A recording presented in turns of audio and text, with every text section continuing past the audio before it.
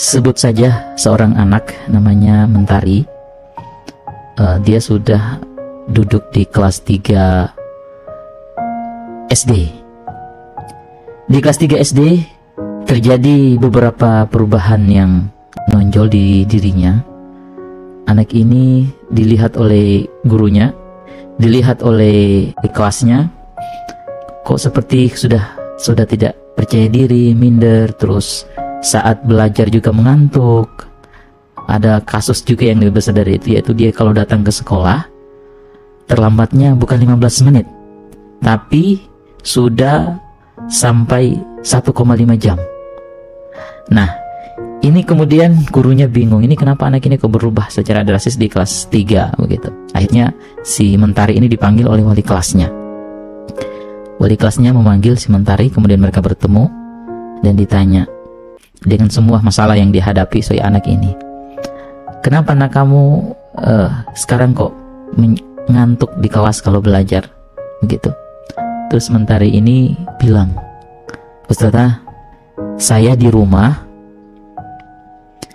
setiap malam jam 2, jam 3 itu dibangunkan oleh ibu saya untuk menemani adik yang baru lahir, yang masih dedek kecil begitu.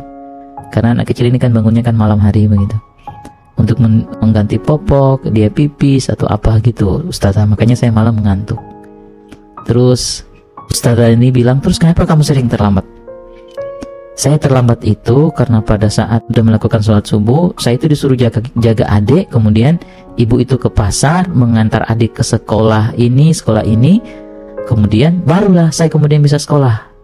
Nah begitu, akhirnya dia terlambat 1,5 jam. Nah kemudian ya si guru ini pun memberitahukan masalah ini kepada kepala sekolah, dan akhirnya kemudian si ibu ini dipanggil begitu, dipanggil ke sekolah, dan kemudian didiskusikan masalahnya si anak ini. Yang menjadi pertanyaan besar, mengapa anak yang berumur masih 9 tahun atau belum sampai 9 tahun sudah dibebankan tugas kemandirian atau tugas tanggung jawab yang begitu besar, sehingga tugas utama anak ini belajar, kemudian bermain, berbagi waktu dengan teman-temannya atau dengan waktunya sendiri itu akhirnya nggak ada. Karena itu terjadi setiap hari, akhirnya si anak ini kemudian menarik diri dari lingkungan belajarnya. Dia menarik diri lingkungan belajarnya, akhirnya dia menjadi minder, kemudian tidak bisa dekat dengan teman-temannya, tidak terjadi sosialisasi yang intens dengan teman-temannya, terus lelah begitu ya yang terlihat dari wajahnya. Nah begitu. Nah akhirnya ibu ini dipanggil, diskusi panjang terjadilah seperti itu. Mungkin ini masalah yang kerap kali terjadi di tengah-tengah kita sebagai orang tua, apalagi orang tua atau ayah bunda yang punya anak pertama cewek atau putri. Biasanya harapan besar terhadap anak putrinya itu ya, terutama anak putri itu, mereka itu pengen menjadikan anak putri itu cepat-cepat mandiri begitu, cepat-cepat dewasa begitu, cepat-cepat memikul berbagai macam tanggung jawab yang ibunya ini pikul begitu. Ibunya ini semangat ingin berbagi tanggung jawab ini dengan anaknya yang putri gitu. Nah ini yang harapan orang tua yang saya kira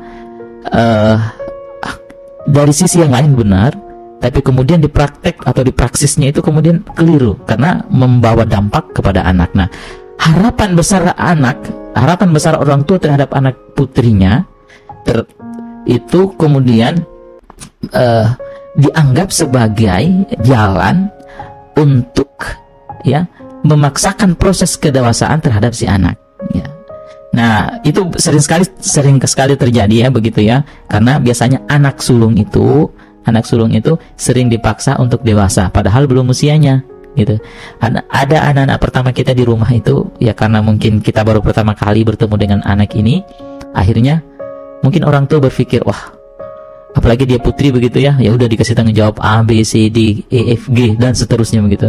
Padahal kita tidak tahu bahwa ada hal-hal tugas perkembangan tersendiri yang wajib kemudian si anak ini lakukan. Nah ini yang perlu dari masalah-masalah ini yang si Mentari ini yang perlu kita perhatikan. Jadi ya bolehlah kita minta tolong kepada anak untuk membantu, tapi kemudian harus kita sesuaikan dengan kemampuan anak. gitu ya. Allah saja mengatakan la yukallifullahu nafsan illa wus'aha.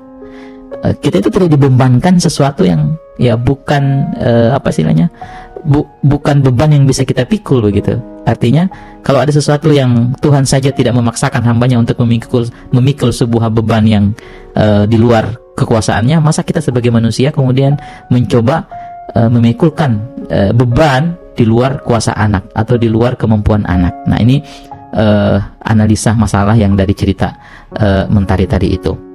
Nah, kemudian mungkin kita sebagai orang tua mengatakan, wah, saya ini kan mau memberi tanggung jawab atau mau memberi tugas kemandirian dan sekaligus tanggung jawab kepada anak saya, biar dia itu bertanggung jawab terhadap apa yang ada di sekitarnya. Nah, diingat bahwa kasih sayang dan tanggung jawab kakak terhadap adiknya tidak terbangun dengan sendirinya, tapi harus dengan bertahap.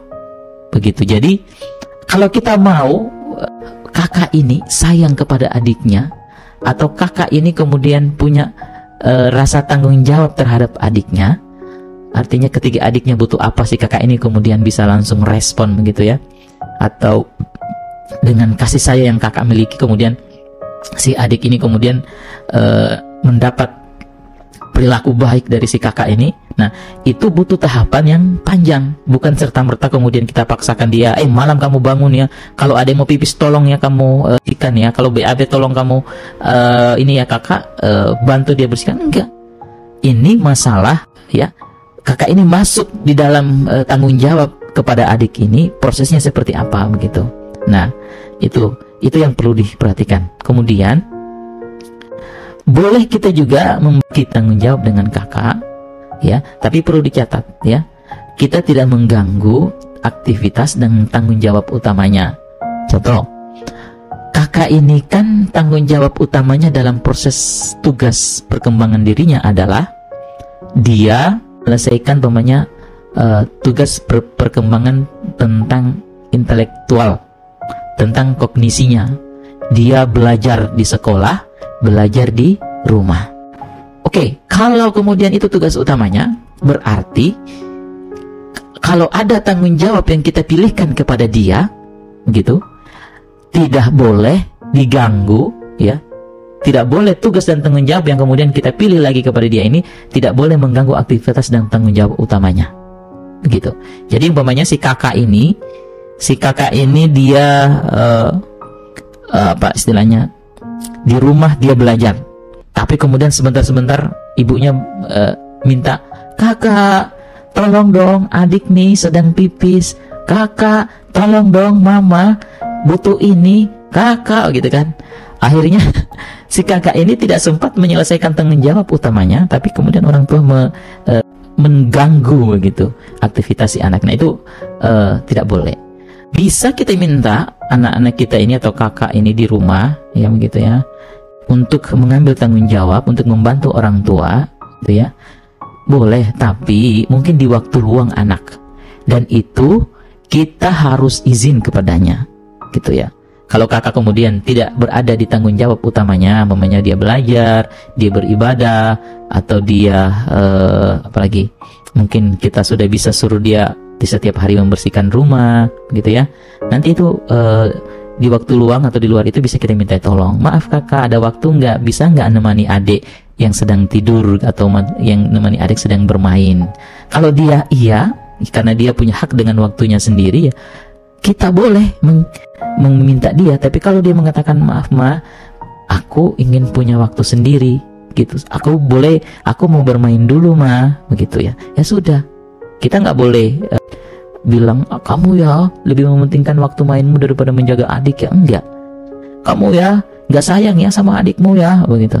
Nah, ini yang apa istilahnya yang perlu ayah dan bunda perhatikan, karena yang menjadi tanggung jawab sebenarnya terhadap kehidupan anak di rumah itu adalah ibu, begitu ya.